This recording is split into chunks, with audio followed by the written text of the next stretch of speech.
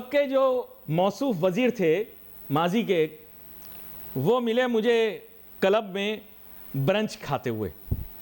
تو میں فیملی کے ساتھ بیٹھا ہوا تھا، موصوف وزیر میرے پاس آئے ٹیبل پہ، میں حیران رہ گیا. میں نے کہا یار میں 2 ٹکے کا اینکر، یہ وزیر.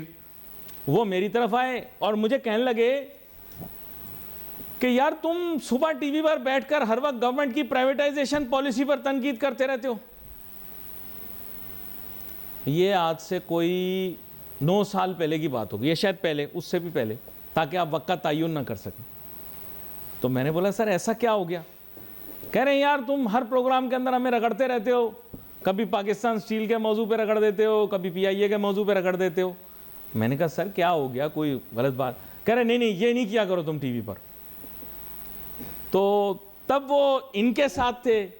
کل میں نے ان کو کسی اور کی پریس کانفرنس میں دیکھا، یار میں حیران رہ گیا، یقین کرو میں حیران رہ گیا. تو میں کافی دفعہ سوچتا ہوں کہ یار اس ملک کے اندر میں تو بڑی تیزی سے ترقی کر جاتا، کیونکہ میں بڑا ہوشیار ہوں، فنکار ہوں، بیک گراؤنڈ بھی میرا ٹھیک ہے، بڑے صوبے کا بھی ہوں اور آدھا بھیا بھی ہوں، ہے نا. تو میں تو بڑی جلدی ترقی کر جاتا ہے اس ملک کے اندر.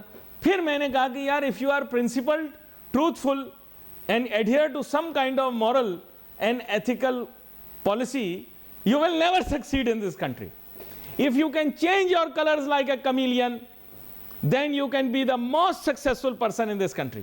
میں حیران رہ گیا یار. کل ان وزیر موصوف کو میں نے کسی اور پریس کانفرنس میں دیکھا، اس پریس کانفرنس میں یہ بات ہو رہی تھی کہ ہم 14 اگست کو جو ہے وہ ملک میں ہڑتال کریں گے. یار دیکھو یار یہ ہو رہا ہے یار اس ملک کے اندر. یعنی جشن آزادی کے دن بول رہے ہیں کہ ہم احتجاج کریں گے اور لوگ تالیاں بجا رہے ہیں. واہ واہ واہ واہ واہ واہ واہ. دیکھو یار یہ ہو رہا ہے اس ملک کے اندر. کیا ہو رہا ہے بھائی جان؟ آرام سے آئیے. آپ 14 اگست کی بات کی تو آپ لوگ پریشان ہو گئے. تو 14 اگست کا دن جو ہے یہ بڑا اہم دن ہے بھائی، یہ احتجاج کا دن نہیں ہے. اپنی سیاست علیحدہ رکھو. لیکن مجھے یاد آ گیا کہ یہ موصوف وزیر جو ہوا کرتے تھے یہ پہلے نان لیگ میں ہوا کرتے تھے.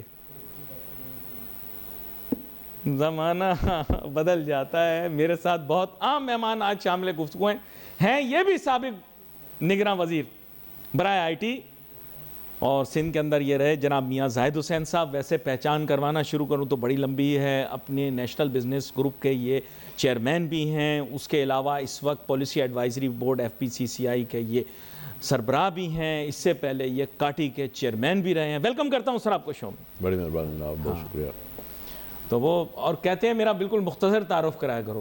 ان کے ایک اور عزیز ہیں جو کہ اب پارلیمان میں بھی پہنچ گئے ہیں، وہ بھی بزنس لیڈر ہیں. وہ تو مجھے لکھ کے پورا پرچہ دیتے ہیں، یہ سب پڑھنا کوئی چیز چھوڑنا نہیں.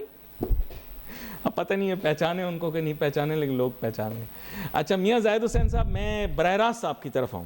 بات یہ ہے کہ پرائیویٹائزیشن پالیسی پاکستان کی، پتہ نہیں I don't know whether you agree or you disagree, but right now I think it is within your domain of responsibility as a policy advisory chairman کہ that is a faulty, erroneous privatization policy. What's your input on this? جی دیکھیں بات یہ ہے علی صاحب کہ پاکستان میں کوئی 80 ادارے ہیں جو گورنمنٹ کے، جو کہ تقریباً 1000 ارب روپے سال کا نقصان کرتے ہیں. اچھا وہ صرف گورنمنٹ کے خزانے کا ایکسچیکر کا ہی نقصان نہیں کرتے، بلکہ جو پبلک کو سہولت ملنی چاہیے، جو فیسلٹیز ملنی چاہیے، جو ان اداروں کے بنانے کا قائم کرنے کا بنیادی مقصد تھا، اس مقصد سے بھی وہ انحراف کر رہے ہیں اور لوگوں کو سروس بھی نہیں مل رہی. مثال کے طور پہ PIA کی فلائٹس کی ڈیلے وغیرہ اس طرح کی چیزیں ہیں، اس کی سروس، اس کا باقی چیزیں جو آپ دیکھتے ہیں. اسی طریقے سے باقی سارے ادارے، اسٹیل مل ہے بند ہے، عرصہ دراز سے بند ہے، لیکن اس کے ملازمین کو تنخواہیں بھی جا رہی ہیں، ان کو بجلی اور گیس بھی جا رہی ہے. پاکستان پوسٹ آفس ہے، اس کی بھی کم و بیش یہی پوزیشن ہے. تو اس طریقے سے پاکستان میں 80 ادارے ہیں. واپڈا جو ہے وہ بے تحاشا نقصان کرتا ہے. جی جی. تو اب بات یہ ہے کہ نہیں اب ہم نے بندہ اچھا لگایا واپڈا میں، ہو سکتا ہے معاملات. ہاں اللہ کرے کہ جی ان کے معاملات ٹھیک ہو جائیں. لیکن مسئلہ یہ ہے کہ یہ چیزیں، ان کے جو بزنس ماڈل ہیں یہ ٹھیک نہیں ہو گئے. یہی کمپنیاں جو ہیں جب پرائیویٹ سیکٹر میں ہوتی ہیں تو وہ پروفٹ کمانا شروع کر دیتی ہیں، وہ گورنمنٹ کو ٹیکس بھی دینا شروع کر دیتی ہیں، وہ عوام کو سروس بھی دینا شروع کر دیتی ہیں. اس کی ایک بہترین مثال جو ہے وہ MCB ہے. MCB دیکھو میرے منہ کی بات چلی. تو MCB پرائیویٹائز ہوا، وہ آپ دیکھ لیں کہ پاکستان کے اس وقت نمبر 1 بینک میں شمار ہوتا ہے. کے الیکٹرک کو آپ دیکھ لیں، وہ عوام کو سروس بھی دے رہی ہے، آلدو کہ اس سے لوگوں کو بڑی شکایات ہیں، ایک پبلک یوٹیلیٹی، میرین صاحبہ کو بھی تھوڑی شکایات ہیں، ایک پبلک یوٹیلیٹی ہونے کی وجہ سے وہ ایک ذاتی قسم کی بات ہے، اس پہ ہم نے کیا کومنٹ کرنا ہے. لیکن میں جتنا جانتا ہوں مونس الوی صاحب کو، he is a very upright person اور بہت ہی ڈگنیفائڈ آدمی ہیں، اور انہوں نے بڑی محنت کی ہے کہ الیکٹرک کو دن رات اس کو بہتر، اس کا معیار بہتر کرنے کے لیے. جی تو he is doing very good job. اور باقی یہ جو ان کے اوپر ایک سکینڈل بنا ہے، آئی ڈونٹ نو، وہ بہتر جانتے ہوں گے، کورٹ میں ہے میٹر، جی تو وہ دیکھ لیں گے وہاں پہ. لیکن یہ ہے کہ ہمیں ایٹ لیسٹ اس ادارے کو، he is a very decent person who gives me a lot of tension at the end of every month, but he is very decent person. اے جڑا بجلی دا بل میرا آیا، اینی وے سوری، یہ بھی this is also a personal matter, تو بندہ وہ بڑا ڈیسنٹ. بجلی کا بل تو دیکھیں نا، اب جو اس کے جو گورنمنٹ کی نیپرا کی پالیسی ہے، جو اس میں ٹیرف ہے، جو اس میں اس کے جو کاسٹ ہے، اس کے پھر اس میں بجلی کی تھیفٹ ہے، پھر نان پیمنٹ ہے، تو بجلی کا جو اوور آل محکمہ ہے اس میں بھی ہم دیکھتے ہیں تو تقریباً 1000 ارب روپے سال کے اس میں بھی نقصانات ہیں. تو اس میں لوگ بل بھی نہیں دیتے، اور اس میں چوری بھی ہے، بہت ساری اس میں. نہیں، ابھی مجھے پتہ نہیں ان لوگوں کے تعلقات ان کے ساتھ کیسے چل رہے ہیں. اگر ان کے تعلقات اچھے ہیں تو پھر تو میں کچھ نہیں بول سکتا، لیکن اگر مجھے پروگرام کے دوران انہوں نے بتایا کہ بھی ان کے تعلقات برے چل رہے ہیں کے الیکٹرک کے ساتھ، تو یقین کریں پھر میں کے الیکٹرک کے ساتھ وہی کروں جو ابھی اس وقت حکومت پی ٹی آئی کے ساتھ کر رہی ہے. آگے سمجھتے تھی گئے ہوگے، سوری. یہ آپ کی انٹرنل باتیں آپ بہتر جانتے نہیں، مجھے پتہ نہیں، اگر ان کے معاملات ٹھیک ہیں تو I won't say any thing, لیکن اگر ہے تو پھر جیسے ابھی آپ کو پتہ ہے میں نے آغاز میں پی ٹی آئی کا حال کیا ہے، وہی میں ان کا بھی کروں. بہرحال تو بات یہ ہے کہ یہ اس طرح کے ادارے جو ہیں یہ لاس میکنگ اینٹیز ہیں، اور اس کے لیے بے شمار دفعہ پروگرام بنا کے ان کو پرائیویٹائز کیا جائے، اور وہ ہر گورنمنٹ آتی ہے اور بھاری پتھر چوم کے رکھ دیتی ہے. اس کی شاید وجہ ایک سیاسی ہوتی ہے کہ وہاں سے نہیں، but if you want to choose someone who is a chairman of the privatization commission, or at least you want members of the privatization commission, I don't know whether he will like this suggestion or not, but I definitely say that Mian Zahid Hussain Saab is definitely one of the candidates who should be there, you see.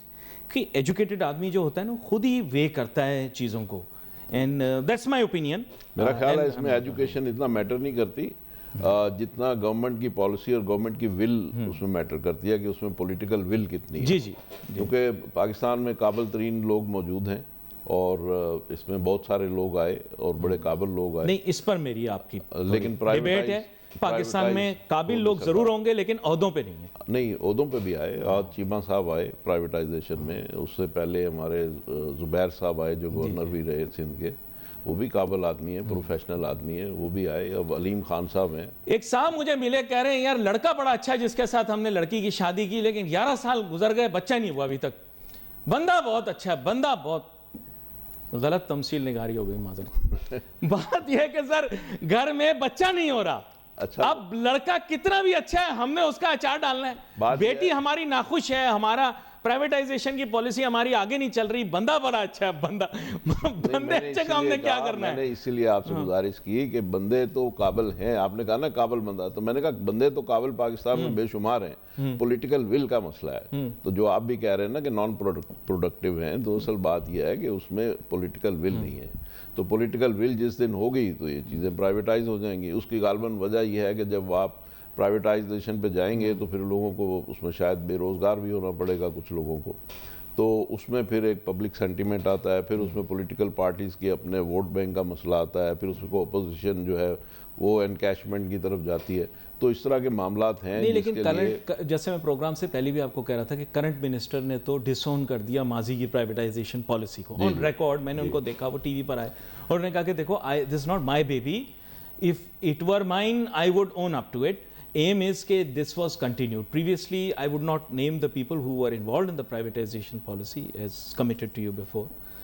But the aim is that that was an unrealistic privatization policy. Half cooked. جیسے ایک دفعہ آپ نے ہمارے programme میں یہ word use کیا تھا half cooked. تو یہ half cooked. دیکھیں ابھی پی آئی اے کی آپ ایگزامپل ہیں. اب پی آئی اے کو انہوں نے کہا کہ جی اب this is fit for the privatisation and they brought in to the auction, اور اس میں صرف 80 بلین کی بڈ آئی. تو اب ظاہر ہے کہ پی آئی اے کے لیے 80 بلین کی بڈ جو ہے وہ بہت ناکافی تھی. تو اس وجہ سے وہ پھر سکسیڈ نہیں کر سکے. اسی طریقے سے اور بھی ہمارے ایشوز ہیں. اصل میں سب سے بڑا مسئلہ یہ ہوتا ہے کہ جب آپ پرائیویٹائز کریں گے تو لیبر یونین کا کیا کریں گے, پھر اس کے جو ڈیٹس ہیں جو اب تک کے اس کو پہاڑ کی طرح سے ڈیٹس بن چکے ہیں اس کا کیا کریں گے.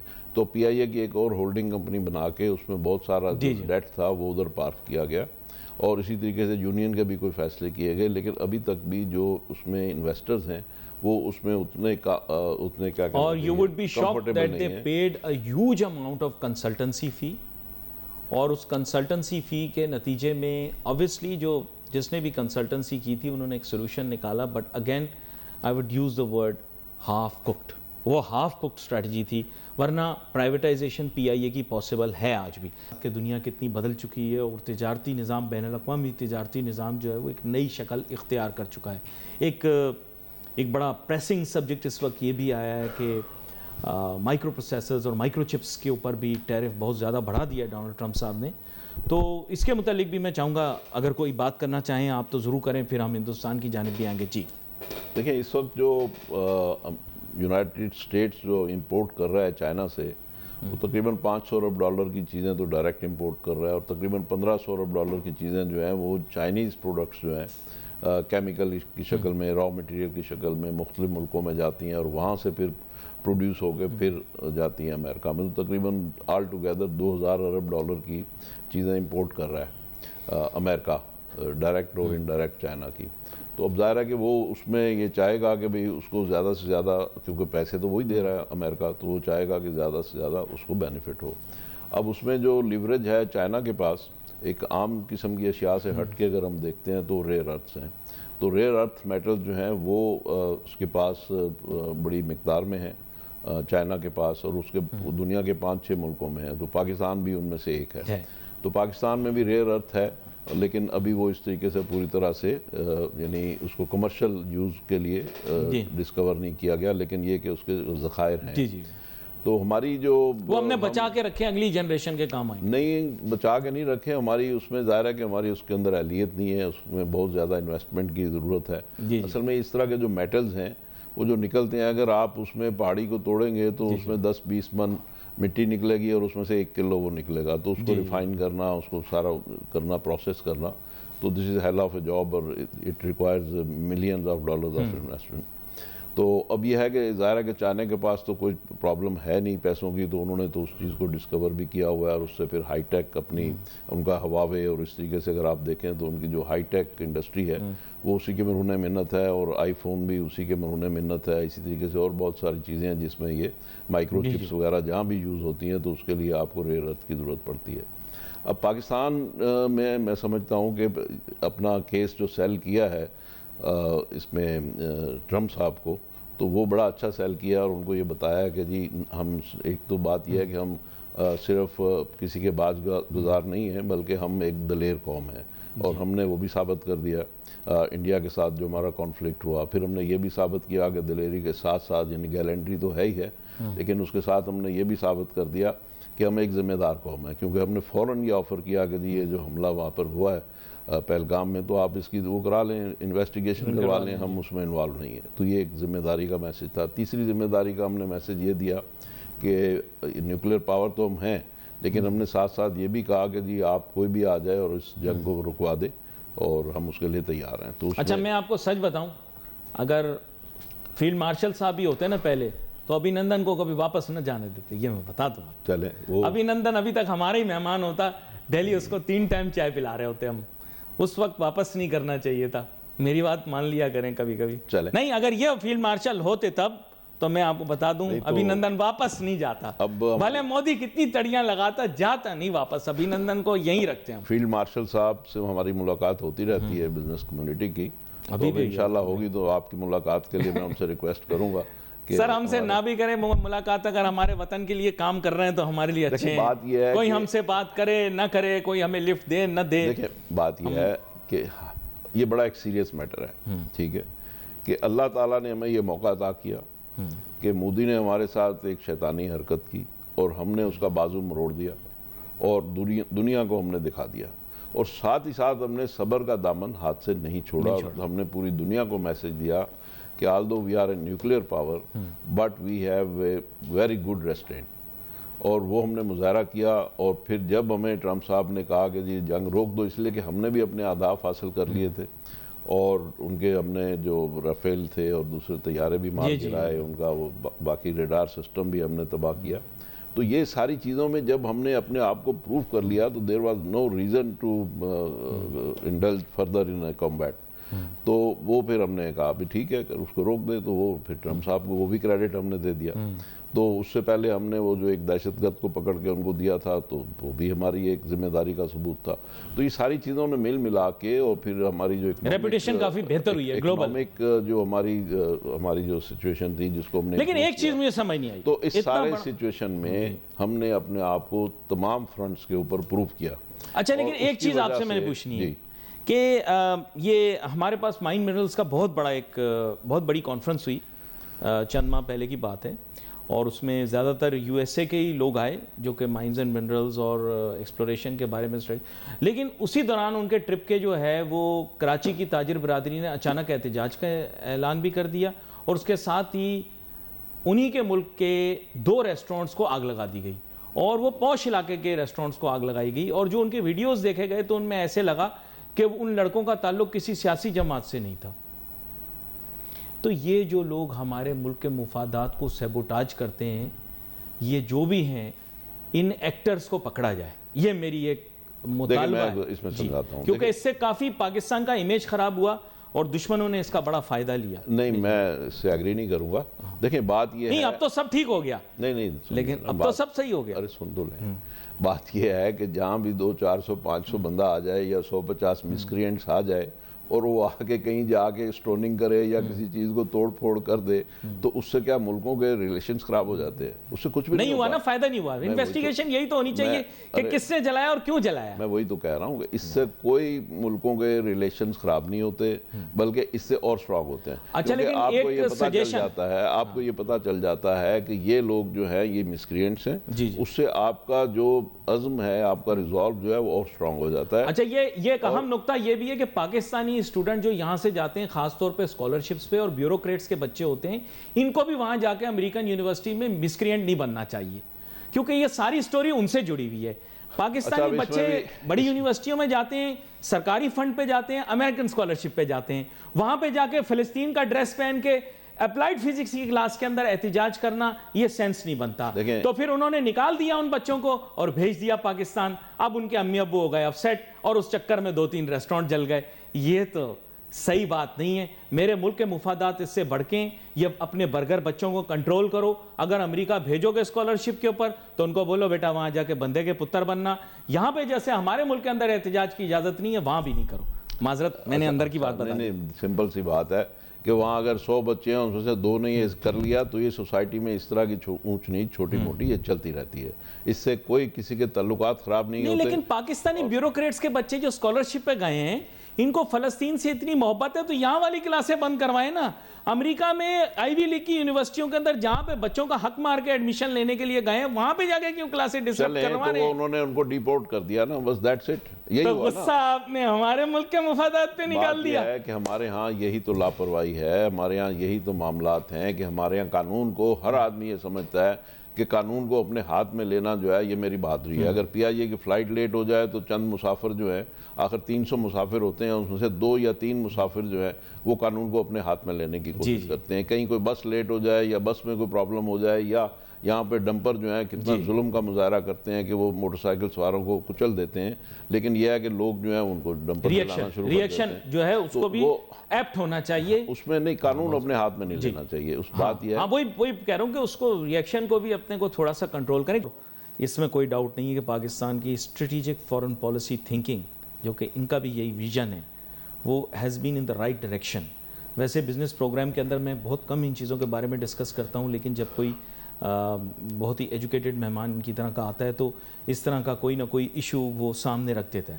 تو میں چاہوں گا یہ اپریشیٹ بھی کرنا چاہ رہے ہیں. انہوں نے مجھے یہی کہا کہ criticism on government is not justified if their strategic direction has been correct, especially with reference to the geostrategic situation of South East Asia. تو سر میں چاہوں گا تھوڑا سا آپ الیبوریٹ کریں کہ پاکستان نے کیا اچھے اور صحیح سٹیپس لیے. دیکھیں پاکستان نے جو اچھے سٹیپس لیے، اگر ابھی ریسنٹلی اگر ہم دیکھیں تو سب سے پہلے تو پاکستان ڈیفالٹ پہ جا رہا تھا. لیکن پاکستان نے انٹرنیشنل کمیونٹی کی جتنی کنڈیشنز تھی وہ ساری ایکسیپٹ کی. FATF میں ہمارے اوپر وہ تھی اپنا گرے میں ہم تھے, گرے لسٹ میں تھے. جتنی انہوں نے چیزیں ہمیں کہیں ہم نے ساری چیزیں ان کی کمپلائی وتھ کی. ہم نے ایک ذمہ دار ریاست کا ثبوت دیا.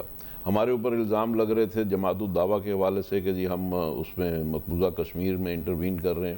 ہم نے اس کو پل بیک کر لیا اور ہم نے ساری چیزوں کو واش آؤٹ کیا. ہمارے اوپر یہ بین کر دیا بہت ساری آرگنائزیشنز کو on the advice of international organisation. Exactly. تو ہم نے اپنے آپ کو ایک ذمہ دار ریاست کے طور پہ ہمیشہ پروف کیا ہے. اور افغانستان کے معاملے میں بھی اگر آپ دیکھ لیں تو اس میں بھی ہم نے امریکہ کا جو ڈیزائنز تھے, جو پرابلمز تھے, جو ان کو دہشت گردی سے پرابلم تھے, تو ہم نے امریکہ سے بھی تعاون کیا لیکن ساتھ ساتھ اپنے آپ کو بھی بچایا. پھر اسی طریقے سے اگر آپ دیکھیں کہ روس نے جو وہاں پہ انٹرونشن کی تھی افغانستان میں تو اس کو بھی ہم نے کنفرنٹ کیا. تو پوری دنیا کے ساتھ ہم نے اپنے آپ کو لائن وتھ کیا اور اپنے آپ کو. اور پھر اسی طریقے سے نیوکلیئر پروگرام کا دیکھیں کہ ہم نے کبھی یہ نہیں کہا کہ ہم کسی کو تباہ کر دیں گے یا کسی کو کچھ کر دیں گے. ہم نے صرف یہ کہا کہ جی ہم اپنی اس کے انرجی کی ریکوائرمنٹ کے لیے کر رہے ہیں اور اپنے آپ اپنی سیفٹی کے لیے کر رہے ہیں. مگر ہم نے ڈیٹرنس اور ڈیفنس کے لیے کر رہے ہیں, مگر ہم نے یہ کبھی نہیں کہا کہ جی ہم کسی کو تباہ کر دیں گے. تو یہ ساری ہماری ذمہ دارانہ چیزیں ہیں. اور پھر یعنی اکانومی کی سائیڈ میں بھی ہم نے انٹرنیشنل کمیونٹی کے بالکل ہم نے اپنے آپ کو لائن وتھ کیا. اچھا, اب یہ جو ہوئی ہے وار یا کانفلکٹ انڈیا کے ساتھ ہماری ہوئی ہے, اس میں ایک تو ہم نے اپنے آپ کو ثابت کیا کہ ہم ایک بہادر قوم ہیں, ہم زندہ قوم ہیں.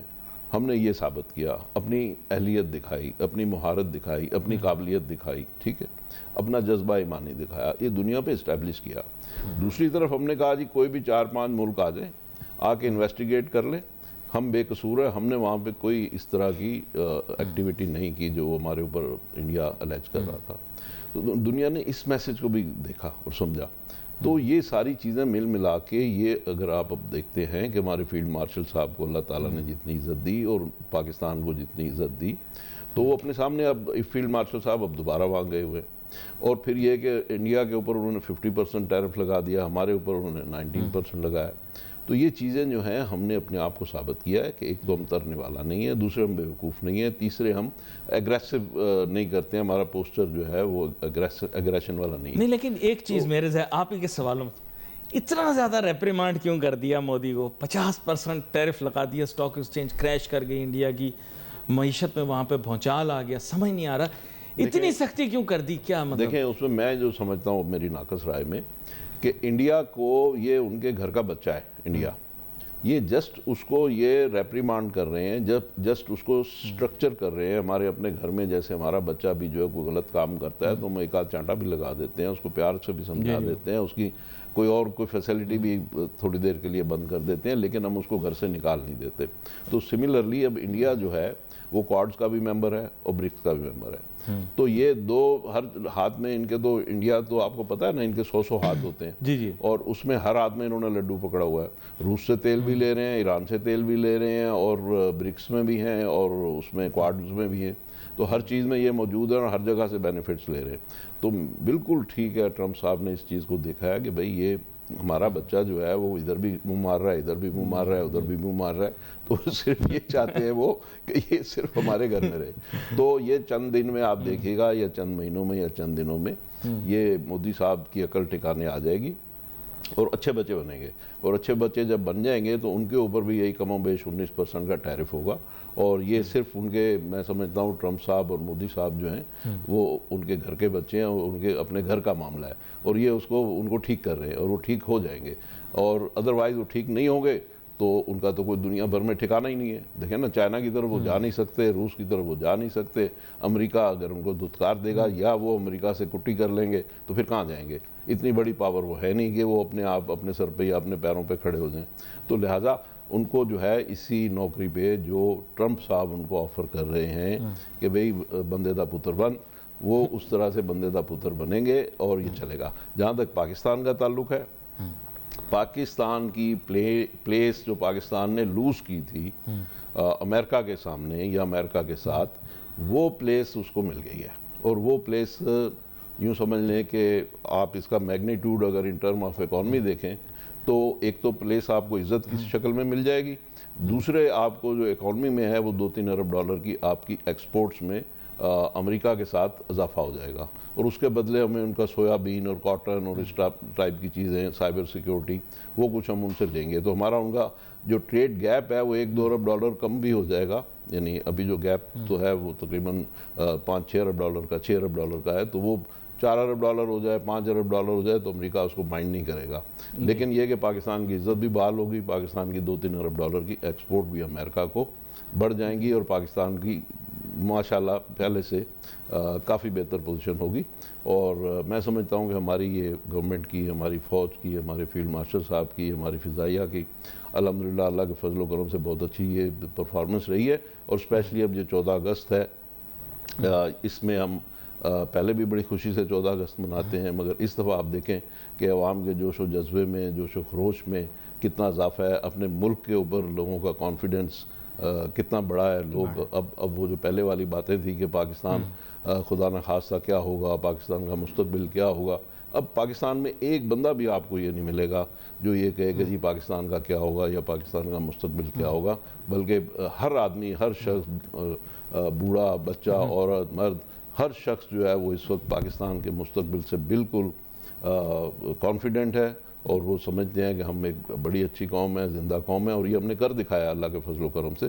اور انشاءاللہ یہ 14 اگست جو ہے یہ ہماری سمجھ لیں کہ ایک اللہ تعالیٰ نے ہمیں ایک عید کے طور پہ عطا فرمایا، اور اس میں ہم بہت اچھا پرفارم کرنے جا رہے ہیں. اور ایک بات اور، پاکستان کی اکانومی اور پاکستان کا مستقبل جو ہے انشاءاللہ آپ دیکھیں گے کہ آنے والے دنوں میں، اور ان دنوں میں ہم داخل ہو چکے ہیں، جیسے ہمارے فیلڈ مارشل صاحب نے بھی کہا ہے کہ ہم یہ 5 سال میں پاکستان کا پورا قرضہ اتارنے کی صلاحیت اور اہلیت رکھتے ہیں، اور انشاءاللہ یہ بالکل سچ ہوگا. اور آپ دیکھیں گے کہ ابھی ہماری جو بزنس کمیونٹی کے جو ایشوز تھے FBR کے ساتھ، اس میں بھی گورنمنٹ نے اور فیلڈ مارشل صاحب نے جو اس میں رول اپنا ادا کیا ہے، تو یہ بھی ایک تابندہ پاکستان کی تاریخ ہے اور روشن باب ہے کہ پاکستان کی بزنس کمیونٹی اپنی حکومت کے ساتھ شانہ بشانہ کھڑی ہے، اپنی فوج کے ساتھ شانہ بشانہ کھڑی ہے، اور پاکستان کو اب انشاءاللہ اللہ کے فضل و کرم سے ترقی کرنے سے کوئی روک نہیں سکتا. آپ کا بہت شکریہ میاں زاہد حسین صاحب، آپ ہمارے پاس آج تشریف لائے، بہت اہم گفتگو ہماری ہوئی. ناظرین we wait for messages on Facebook. Ali Nasir ہماری ٹیم کو جاتی ہے، اللہ حافظ.